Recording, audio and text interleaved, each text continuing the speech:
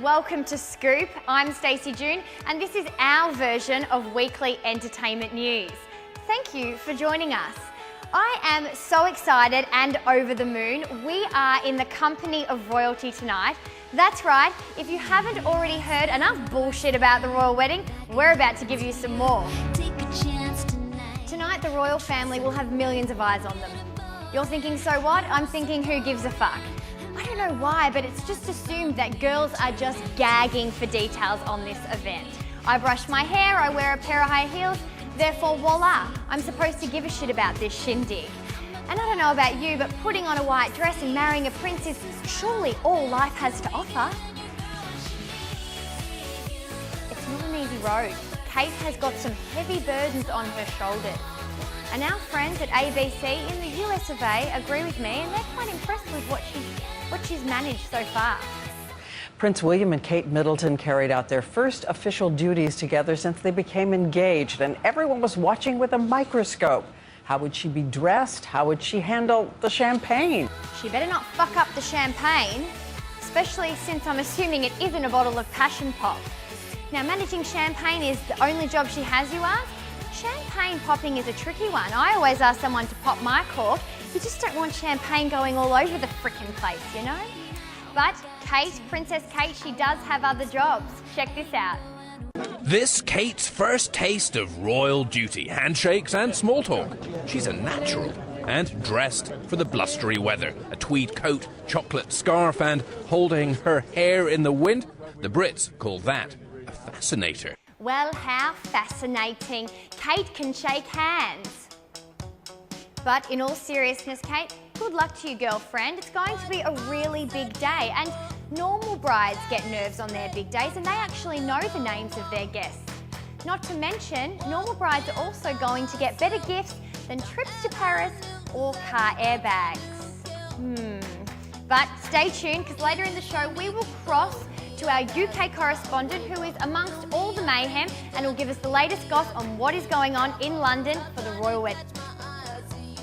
So we will go back to Down Underland. The 2011 Logies event is upon us. It's actually on Sunday night, and it is the television industry's night of nights, or as some affectionately refer to it as the night of shite. But I am very interested to see who will end up with the contentious gold gonger. Gonger, that's an interesting word. And I am talking about the inaugural gold Logie. There has been a bit of hoo-ha about this one. Poor Chrissy.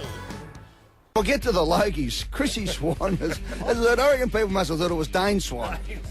Chrissy Swan, she doesn't show any I've never heard of it. It rates 3. It's one of 8 Was it a shopping centre for ants? It rates number 3.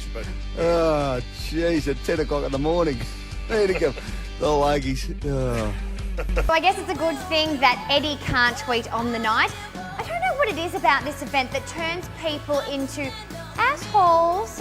Is it the neon lights, or perhaps it's the fact that it is really so predictable? Let's face it, the blonde bombshell's always going to go home with the silver Logie. Sorry, Chrissy. So Twitterland is out of the picture. Will Anderson's going to be quite upset. Last year he got plenty of joy out of tweeting about John Mayer's herpes, as well as Gretel Colleen's nasty performance, or should I say lack of performance. Shane Warne's going to struggle, let's face it, without being able to use his mobile phone. But it was Catherine Davini that took the cake for the nastiest tweeter of last year's Logies. Tweeting, "I do so hope Bindi Irwin gets laid." The second tweet, "Rove and Tasma look so cute, hope she doesn't die too." Ugh. Lastly, Aussie X Factor winner Elliott has made headlines declaring himself bankrupt only months after winning Channel 7's highest rating karaoke competition. Now, the man who reflects a modern day image of Jesus Christ has also got himself into some hot water. His manager's house has been raided by police and they have found some interesting things, some of them being boxes of unsold Elton Child t-shirts, that's awkward, but also illegal firearms and knuckle busters. Now, it's not the first time a celebrity has cried poor, and like all other times, I just love hearing a bit about it. Sounds cruel and nasty? Bullshit. Stay tuned for that because we will touch base with all that information coming up. We will cross now to our UK correspondent, our expert from overseas. Say a top of the morning to you in rainy London. Richard, are you there? Yes, I'm here, Stacey. Thanks for having me. Talk us through the current weather conditions. Well, the sky may not be blue, but the blood certainly is. I see what you did there. How about we talk guest list? How are we going with that? Obviously, there'll be a lot of royals attending. Well, I can confirm, Tracy, that Her Majesty the Queen will be attending, and of course, there will be Prince Charles and Prince Harry. However, I've just been notified that many of the highbrow royals will not be present. Oh? Yes, sadly the King of Pop was unavailable. So too Queen Latvia, and also the Fresh Prince of Bel-Air was a late withdrawal. Shocking. So talk to me about the celebs. What kind of celebs can we expect? Well, of course, the big news here is that Posh and Bex will be there, and Elton John, plus his gay lover and his gay son. Right. Richard, can we talk etiquette? What was the brief for the guests? Rightio, certainly. There was a brief. It was reported that all attendees received 22 pages worth of guidelines and instructions on how one should conduct themselves at the royal wedding. Jesus, 22 pages, that's like 5 Mr. Men books, right? Yes, it was rather thorough. And something else, the guests will not be permitted to use their phones, nor tweep. Tweep. I think you mean tweet, mate. Now, it's funny that you mentioned that because the Logies, we've got a big event down here and they also aren't able to tweep. So we'll see how that goes. How's the buzz with the public atmosphere over in London now?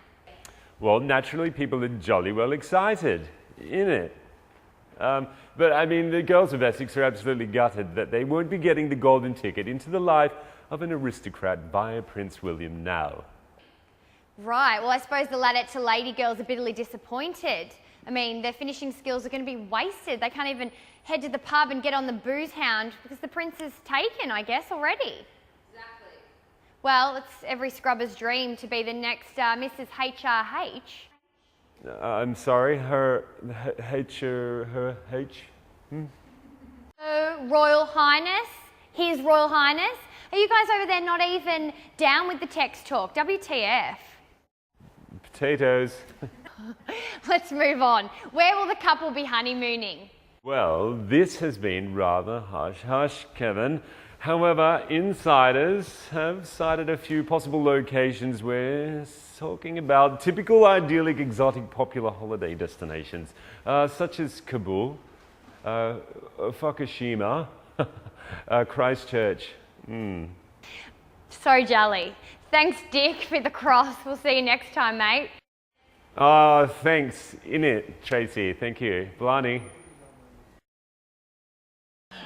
OMG, Justin Bieber's new movie Never Say Never hit screens last week. Sexually confused teenage boys, teenage girls, and myself was there to witness it. I took a date. It was my 13-year-old cousin Alison. I asked her, what did she think of the film? She said, OMG, it was totes JBMNSNWTA. Which of course in proper English means Justin Bieber's movie Never Say Never was totes amazenath.com.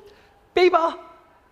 This prepubescent dude has only been around for 2 years. Is that long enough to get your own movie? Camera crews followed him around for 10 days leading up to his sold-out Madison Square Garden event. I know Justin Bieber said that when a girl gets pregnant through rape, everything happens for a reason, but it does. And Justin Bieber, if you raped me and I got pregnant, I would keep it. We are lucky enough to see an insight into Bieber's world that is sometimes interesting, like the pop star visiting his hometown of Canada and getting a naughty slap on the bum for ruining his voice while having fun with his old friends. OMG, Justin Bieber, forever, EVAH. Or hearing about his close relationship with his mother and his grandfather. It's all very lovey-dovey in Brady Bunch, and oh my god, the baby footage of Justin Bieber playing an instrument. OMGJB. Now the message of the movie, get this, is never say never. Never say never.